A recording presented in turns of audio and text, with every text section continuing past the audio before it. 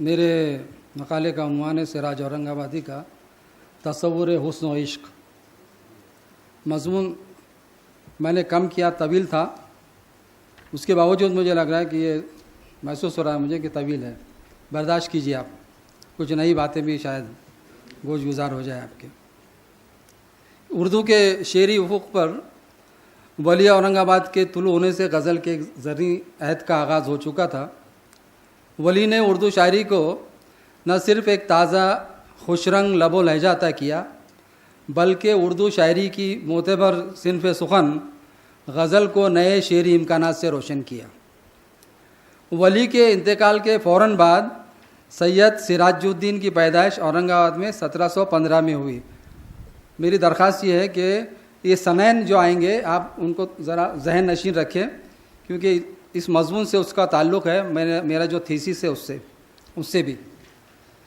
12 سال کی عمر تک سراج التزام کے ساتھ تحصیل علم میں مصروف رہے۔ 12 سال کی عمر تک سراج کو عربی کے علاوہ فارسی شعر و ادب سے اس قدر گہرا شغف رہا کہ 7 سال کے مختصر عرصے میں انہوں نے فارسی کے تمام مشہور اساتذہ کا کلام پڑھ لیا، اور نہ صرف یہ کہ پڑھ لیا بلکہ اس کی روح کو اپنے اندر جذب کر لیا تھا۔ کہتے ہیں کہ سراج جب 13 سال کے ہوئے تو اچانک ان پر سلطان عشق کا ایسا غلبہ ہوا کہ وہ دنیا و مافیا سے بے خبر ہو گئے۔ یہ سنین عمر کا اندازہ دیکھیے آپ، تصوف کی جو شاعری بتا رہے ہیں ہم لوگ۔ اس سرشاری عشق، جنونی کیفیات، وحشت اور بے خودی کے عالم میں وہ گھر سے نکل کر چلے جاتے۔ یہ واقعہ بیان کیا گیا ہے، معاف کیجیے۔ اس زمانے میں ان کی منزل زیادہ تر حضرت برہان الدین غریب کے مزار واقع خلد آباد میں ہوتی۔ اکثر یہ بھی ہوتا کہ از خود رفتگی کے عالم میں وہ رات بھر سہرا نوردی کرتے، انہیں اپنے لباس کا بھی خیال نہیں رہتا۔ جنون کی شدت اس قدر بڑھ جاتی کہ ان کے والد انہیں پابند زنجیر کرنے پر مجبور ہو جاتے تھے۔ سراج کی اس بے خودی اور جنونی کیفیت کا زمانہ 1728 سے 1735 تک رہا۔ اسی عالم بے خودی میں ان کی شعر گوئی کی ابتدا ہوئی۔ بے خودی اور بے اختیاری میں فارسی اشعار ان کی زبان پر جاری ہو جاتے تھے۔ فارسی اشعار محفوظ نہیں ہیں، لیکن ایک نہایت خوشگوار واقعہ ہوا۔ اسی سرشاری کی حالت میں سراج کی ملاقات اورنگ آباد کے متوطن صوفی اور عالم دین حضرت شاہ عبد الرحمن چشتی سے ہوئی، اور انہوں نے یعنی سراج نے شاہ عبد الرحمن سے بیعت کی۔ 19-20 سال کی عمر رہی ہوگی اس وقت۔ اس ملاقات کے بعد سراج کی طبیعت میں ٹھہراؤ آ گیا۔ اس وقت ان کی عمر 19 یا 20 سال رہی ہوگی، لیکن سراج دنیا کی محبت سے تائب نہیں ہوئے تھے۔ ایک لاؤبالی قسم کی زندگی تھی، شب و روز یارباشی تھی، شعر و سخن کی محفلیں تھیں، حسن و عشق کے چرچے تھے، اور راوی چین لکھتا تھا۔ اورنگ آباد کی فضا ولی اورنگ آبادی کے شعری نغموں سے معمور تھی۔ جس طرح فارسی شعراء کے کلام نے سراج کو متاثر کیا تھا، اسی طرح دکنی زبان کے مشہور شعراء اور ولی کی اردو شاعری نے انہیں سحرزادہ کر دیا۔ سراج کو شاعری کا ملکہ قدرت کی طرف سے ودیعت ہوا تھا۔ سراج کا شعری سفر نہایت آب و تاب اور مکمل انہماک کے ساتھ 4-5 برس تک جاری رہا۔ 24 برس کی عمر میں انہوں نے اپنا ردیف وار دیوان مرتب کر لیا تھا، جس میں اردو غزل کے تقریباً 3630 ابیات ہیں۔ پھر یوں ہوا کہ یہ شوریدہ سر طوفانی ندی ایک دن اچانک چپ ہو گئی۔ خود کہا ہے انہوں نے، سراج نے، کہ نہیں رہا سخن آبدار کا موتی، نہیں رہا سخن آبدار کا موتی، سراج طبع کے سب جوہروں کو رول چکا۔ سراج کا اپنا بیان ہے کہ دیوان کی ترتیب کے بعد اپنے مرشد کے حکم کی بنا پر انہوں نے غزل گوئی ضرور ترک کر دی، لیکن شعر و سخن سے ان کی دلچسپی برقرار رہی، جس کا ثبوت چند مثنویاں اور دیوان منتخبہ ہے، جس میں فارسی کے مشہور شعراء کی غزلوں کا انتخاب ہے۔ کلیات سراج میں شامل غزلوں اور مثنویوں کا مطالعہ قاری کو ایک ایسے صنع شاعر کی کائنات شعر و نغمہ کی سیر کرواتا ہے، جہاں حسن و عشق اپنی تمام تر ہنگامہ آرائیوں کے باوجود ایک سبک رفتار لیکن متین گہرے دریا کی طرح تمام متوازن لہروں کو اپنے جلو میں لیے بہتا چلا جا رہا ہے۔ یہاں ہجر و وصال کے قصے اور درد و غم کی داستانیں بھی ہیں۔ اظہار بیان کی سادگی، بے ساختگی، روانی تسلسل کے ساتھ داخلی اور خارجی احساسات کی منظر کشی، نئی نئی ردیفوں کے ساتھ چھوٹی اور بڑی بحروں میں خیال کی پیشکش، الفاظ کے نشست و برخاست، غرض ایک ایسی شعری وحدت اور قوت ہے جو قاری کو مسحور کرتی ہے۔ ان کے چند اشعار میں نے یہاں لکھے ہیں، آپ کو سناؤں گا۔ ملاحظہ فرمائے کہ اشعار دیکھیے ان کے سراج کے، کہ جیوں صورت دیوار ہوا محو تمنا، جیوں صورت دیوار ہوا محو تمنا، مشتاق تیرا ہے دل حیران ہمارا۔ دو چار شعر ملاحظہ فرمائیں۔ آج کی رات میرا چاند نظر آیا ہے، چاندنی دودھ سی چٹکی ہے میرے آنگن میں۔ اور یہ شعر دیکھیے کہ ہجر کی راتوں میں لازم ہے بیان زلف یار، یہ 25 سال کی عمر سے پہلے کے اشعار ہیں سب۔ ہجر کی راتوں میں لازم ہے بیان زلف یار، نیند تو جاتی رہی ہے قصہ خوانی کیجیے۔ وصل کے دن شب ہجراں کی حقیقت مت پوچھ، بھول جاتی ہے مجھے صبح کو پھر شام کی بات۔ اور یہ شعر کہ گھٹا غم اشک پانی آہ بجلی، برستا ہے عجب برسات تم بن، اور لازم ہے عقل و ہوش سے بیگانگی مجھے، درد فراق مجھ کو ہوا آشنائے خاص۔ سراج کی یہ شعری معصومیت اور پاکیزگی خیال کی فراوانی ہمارے احساس کو چونکاتی بھی ہے اور دیر تک اس کے سرور میں مبتلا رکھتی ہے، اور ہم محسوس کرتے ہیں کہ ولی اورنگ آبادی کے بعد سراج تک پہنچتے پہنچتے اردو شاعری کی آواز کس قدر صاف و شفاف، نتھری ستھری اور رچی بسی ہو گئی ہے۔ سراج کا لہجہ اور لے مترنم اور دل نشیں ہے۔ غزلوں کے بعض غزلیں پڑھتے چلے جائیے، قلبی وارداتوں کے بے ساختہ اظہار، مضمون آفرینی، معنی آفرینی، خیال بندی، تمثیل نگاری، اچھوتی اور من موہنی پیکر سازی، نئی تشبیہات، نئے استعارات اور حسن فطرت کی جلوہ گری کا بیان قدم قدم پر ہمیں مسرت انگیز حیرتوں سے دوچار کرتا ہے۔ سراج کی غزلوں کی سحرانہ فضا میں عشقیہ شاعری کے تمام لوازمات در آئے ہیں۔ لفظوں کی تہداریاں ایک نئے جہان معنی سے ہمیں روشناس کر رہی ہے۔ سراج کے اس رنگ سخن کی صورت گری اردو شاعری میں پہلی مرتبہ ایک توانا آواز بن کر ابھری تھی، جس میں لطیف جذبات کا اظہار سراج کی انفرادیت پر دال ہے۔ سراج کی شاعری کے مطالعے سے ایک بات جو ہمیں خاص طور پر متوجہ کرتی ہے اور جو سراج کی شاعری کا غالب عنصر یا موضوع ہے وہ حسن و عشق ہے۔ ان کے پاس عشق کا تصور خالصتاً مجازی ہے اور یہ سراج کے مزاج کا آئینہ ہے۔ ولی کے نقش قدم پر چلتے ہوئے اپنے محبوب کے حسن کو اور اس کے سراپا کو سراج نے خوبصورت اور بلیغ انداز میں پیش کیا ہے، اور سراج جب اپنے محبوب کے حسن و جمال کو اپنا موضوع بناتے ہیں تو ڈاکٹر جمیل جالوی کے الفاظ میں ایسے معلوم ہوتا ہے کہ سراج کا محبوب ایک زندہ جیتا جاگتا اور گوشت پوشت کا انسان ہے جس کے عشق میں وہ جل رہے ہیں۔ سراج کا محبوب بھی قلی قطب شاہ اور ولی کی محبوباؤں کی طرح پیو، پیا، دلبر، دلربا، پریتم، سریجن، موہن، ساجن، جانے سراج، گلرو، منہرن، خوش دہن، شاہ حسن، شوخ چشم، کعبہ جاں وغیرہ کے ناموں سے ان کی غزلوں کو نیا رنگ، نیا حسن اور نئے طرز فکر سے منور کرتا ہے۔ یعنی وہ ان الفاظ اور تراکیب سے معنی اور مفاہیم کی ایک ایسی کائنات خلق کرتے ہیں جس کی وسعت کا حد و حساب ممکن نہیں ہے۔ چند اشعار اسی حوالے سے دیکھتے چلیں جن میں محبوب کے حسن کو وہ کس طرح وسعت، گہرائی اور گہرائی عطا کرتے ہیں کہ ان کے پاس حسن کی یہی تعریف ہے۔ شعر ملاحظہ فرمائیں کہ چراغ میں سے روشن تر ہے حسن بے مثال اس کا، کہ چوتھے چرخ پر خورشید ہے عکس جمال اس کا۔ جس نے تجھ حسن پر نگاہ کیا، جس نے تجھ حسن پر نگاہ کیا، نور خورشید فرش راہ کیا، اور دیکھ اس خورشید رو کو اے سراج، چاند کا رنگ آسمانی ہو گیا۔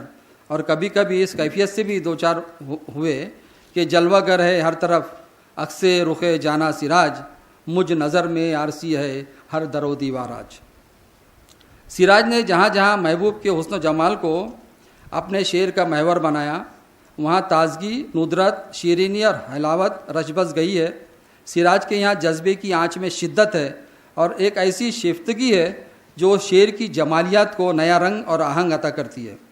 महबूब के हुस्न का जहाँ नहायत महबूबियत और दरियाए हैरत में डूबकर जिक्र किया, वहीं अपने महबूब के सराबा को जब जब अल्फाज का जामा अता किया तो उसे शायरी की फ़नी बुलंदियों पर और ज़ौक़ जमाल की इंतहा तक पहुँचाने में कामयाबी हासिल की।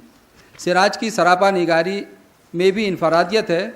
इसमें महाकाती अंदाज के साथ साथ मुसव्विरी भी है। तख़य्युल और इजहार हाथ में हाथ डाले चले जाते हैं और इससे ये अंदाज़ा होता है कि सिराज को ज़बान व बयान पर किस कदर कुदरत हासिल थी। मैंने सरापा निगारी पर तकरीबन सिराज के 170 अशार में से सिर्फ 5 अशार आपके लिए यहाँ चुने हैं कि है स्वाद उसकी आँखें और कद अलफ़ के मानिंद, अबरू है नूने नादिर, गेसू है लाम गोया।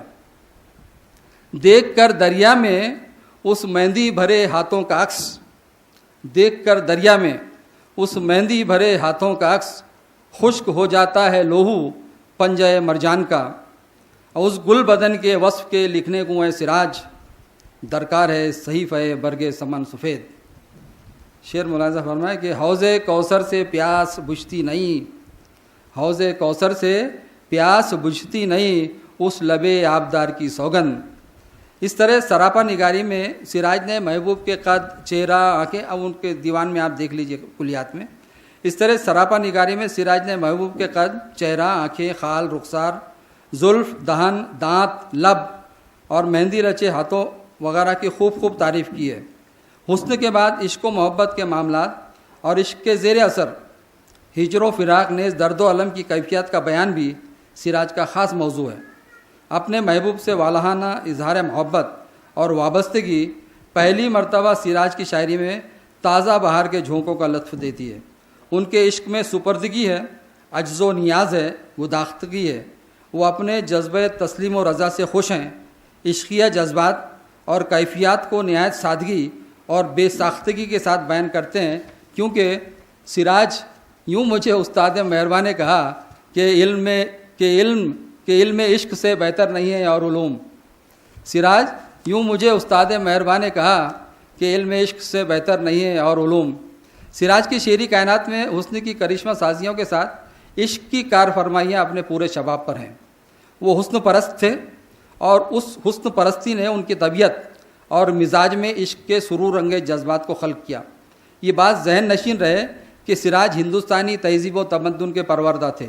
महाराष्ट्र के औरंगाबाद के इलाके में रहते थे, जहाँ हिंदू ख़वातीन 9 गज़ी साड़ियाँ पहनती थी और कोई पर्दा नहीं करती थी, खुलेआम फिरती थी रोज़ाना के कारोबार में। हिंदुस्तानी तहजीब में उसके अलावा हिंदुस्तानी तहजीब में मूर्ति पूजा के साथ सगुन भक्ति तहरीक का भी वफूर रहा है। इसलिए यहाँ इश्क का तसव्वुर इश्क मजाजी ही रहा और इसे फ़रोग़ भी हासिल हुआ। इस इश्क में अर्जियत है।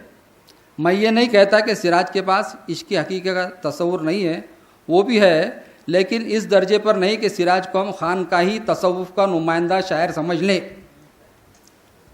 वो तो बरमला कहते हैं कि गर तुझको तोहफ़े काबा मानी का आज़म है, गर तुझको तोहफ़े काबा मानी का आज़म है, इंसान है तो सूरत इंसान को देख तू। सिराज का नज़रिया ये था कि हुस्न व इश्क इंसान के फितरी अनासिर हैं। इश्क ज़िंदगी है और इंसान सिर्फ इश्क करने के लिए पैदा हुआ है। सिराज से पहले वली कह गए थे कि शुक्ल बेहतर है इश्क बाजी का, क्या हकीकी वो क्या मजाजी का। तो वली की हमनवाई में सिराज भी इस बात पर यकीन रखते थे कि गर हकीकत की सैर है ख्वाहिश, गर हकीकत की सैर है ख्वाहिश, राहे इश्क मजाज लाजिम है। यूँ इश्क में जो सौदाई बाज़ार हो जाता है उसे सूद व ज़िया का ख्याल नहीं आता। वो ये बात अच्छी तरह जानते थे कि ख़तर उसको नहीं है राह गम में, इमाम इश्क जिसका पेशवा है। सिराज की शायरी में लैला मजनू, शीरी फरहाद, चंद्र बदन व महियार, यूसुफ व जुलेखा वगैरह अलामात और तलमियात का जिक्र बार बार आता है, क्योंकि इश्क व मोहब्बत के तमाम किस्से इंसानी जज्बात व कैफियत से सरोकार रखते हैं। अपना माफ़ी ज़मीर यूँ बयान करते हैं कि हरगिज़ नहीं है उसको हकीकत की चाशनी, जिसने मज़ा चखा नहीं इश्क मजाज का। इश्क और अक्ल दोनों एक साथ नहीं रह सकते। इश्क तो आतिश नमरूद में कूट पड़ता है और अक्ल لبے بام پر کھڑی صرف تماشا دیکھتی ہے، اسی لیے سراج کہتے ہیں کہ مت نصیحت کر مجھے اے زاہد خلوت نشیں، مت نصیحت کر مجھے اے زاہد خلوت نشیں، عشق میں کچھ زور نہیں ہے بازوئے تدبیر کا۔ سراج کے پاس اپنی فکر ہے، ذاتی مشاہدہ ہے اور عشق کا سچا اور کھرا تجربہ ہے۔ چونکہ وہ شدت احساس کے شاعر تھے، اسی لیے عشق کی مختلف نوع کیفیات کے بیان کرنے میں ان کی صداقت اور زبردست اثر انگیزی قاری کو متاثر کرتی ہے۔ نمونتاً یہ دو شعر دیکھیے کہ میں عشق کے طفیل کیا سیر باغ دل، میں عشق کے طفیل کیا سیر باغ دل، اس خوش ہوا بہار کے ہنگام کو سلام، اور عشق کی زنجیر کا پابند ہوں، ہے گلستاں مجھ کو زندہ کی مثال۔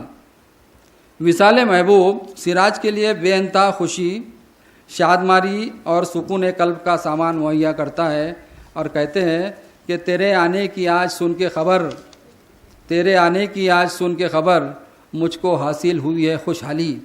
اور کبھی کبھی تو عاشق کی کیفیت یہ ہو جاتی ہے کہ وصل کے دن شب ہجراں کی حقیقت مت پوچھ، وصل کے دن شب ہجراں کی حقیقت مت پوچھ، بھول جاتی ہے مجھے صبح کو پھر شام کی بات۔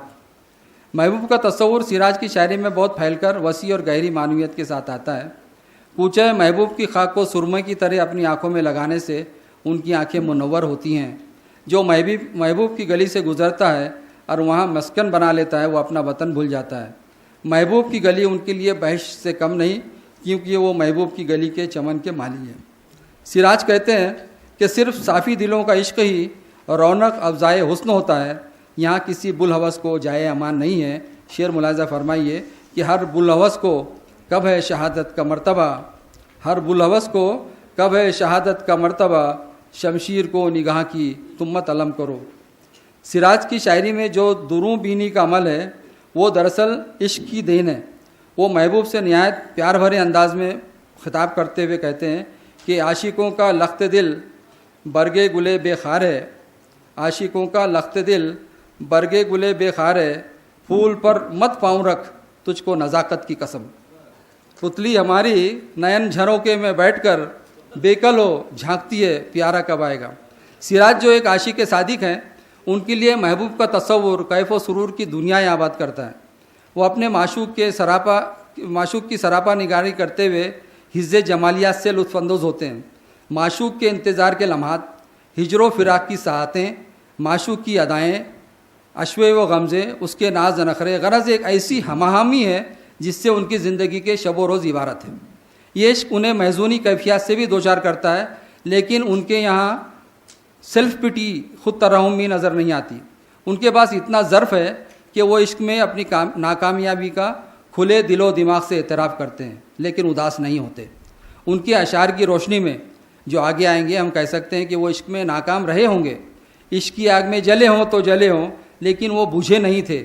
ان کی ردیف عشق والی غزل کا بغور مطالعہ کیجئے تو ہمیں عشق کے اسرار کھلتے ہوئے نظر آتے ہیں۔ یہاں صرف 3 شعر میں دے رہا ہوں کہ ہے تجلی بخش جب سے پرتو اسرار عشق، ہے تجلی بخش جب سے پرتو اسرار عشق، تب سے دل میرا ہوا ہے مطلع انوار عشق، لیلی گل چہرے مقصود کو پایا ہے وہ، جو ہوا ہے مثل مجنوں بلبل گلزار عشق، اور ہے خیال چشم خوباں روغن بادام اسے، بستر بے تابی دل پر جو ہے بیمار عشق۔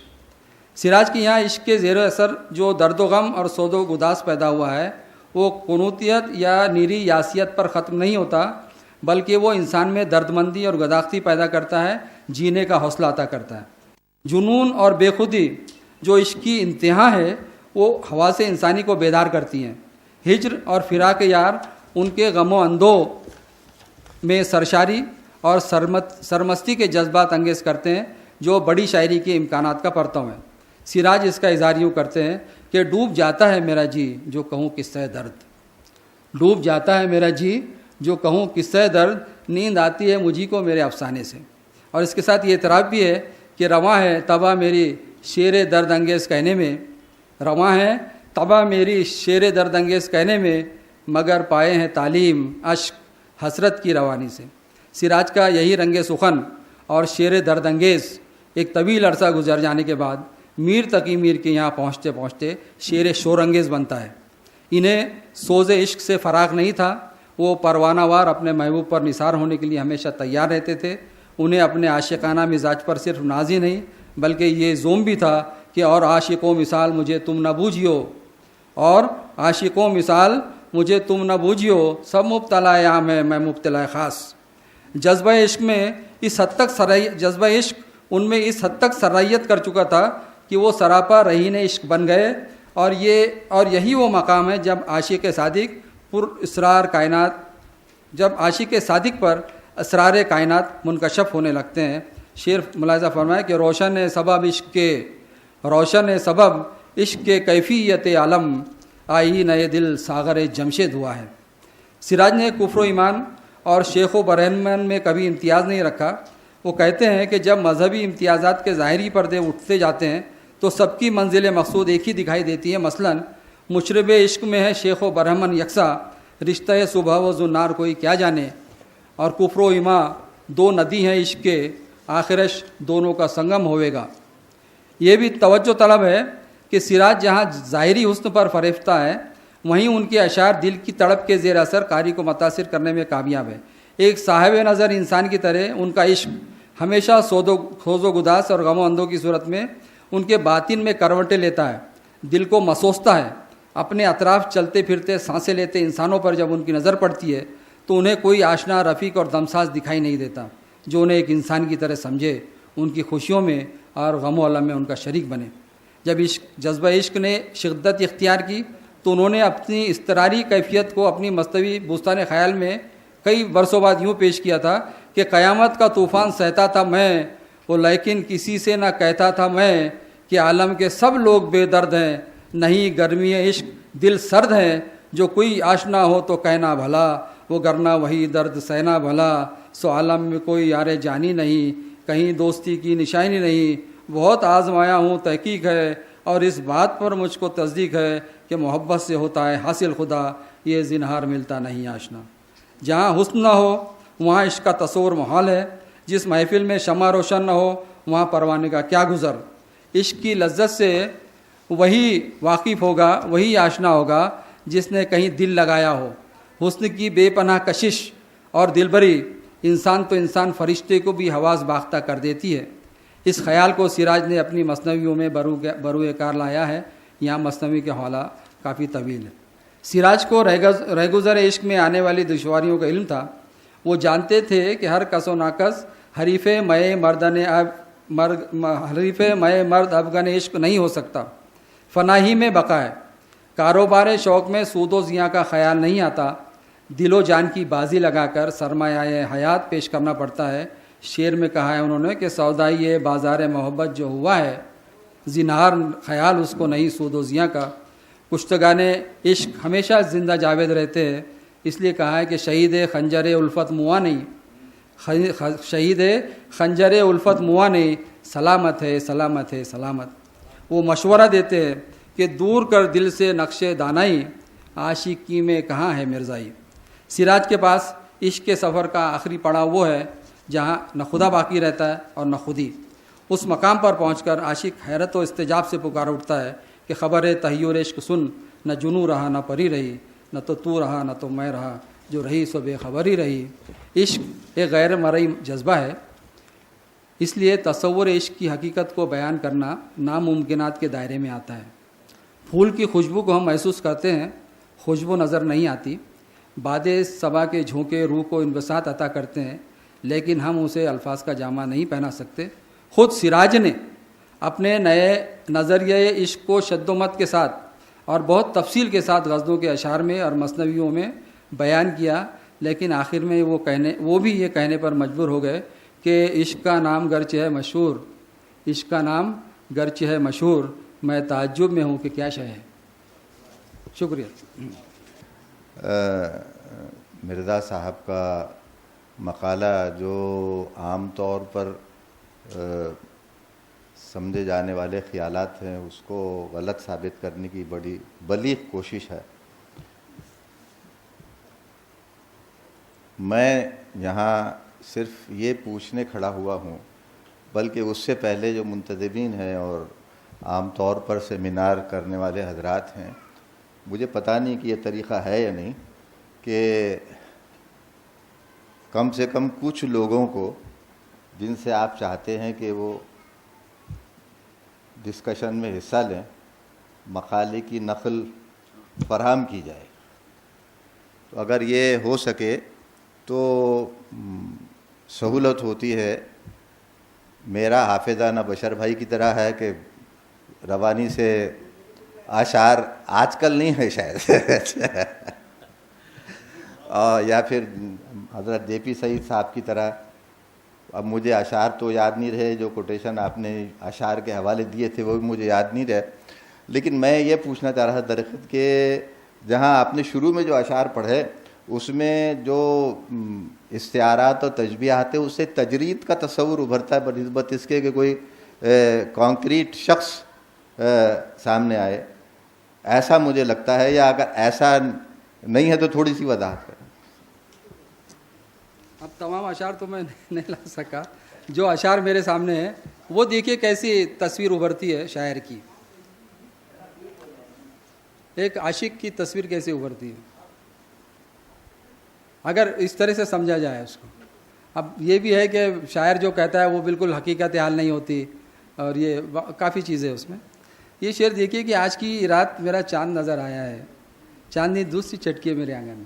اب یہ بالکل عاشق مزاج شخص ہے, شاعر ہے ہمارے پاس, اور وہ اس طرح سے سوچ رہا ہے تو اس کی ایک شخصیت سامنے آ رہی ہے کہ بھئی یہ عاشق مزاج شخص ہے بالکل. اب یہ دوسرا شعر دیکھیے, ابھی میں نے جو سنا ہے پڑھ کر آپ حضرات کے سامنے, کہ ہجر کی راتوں میں لازم ہے بیان زلف یار.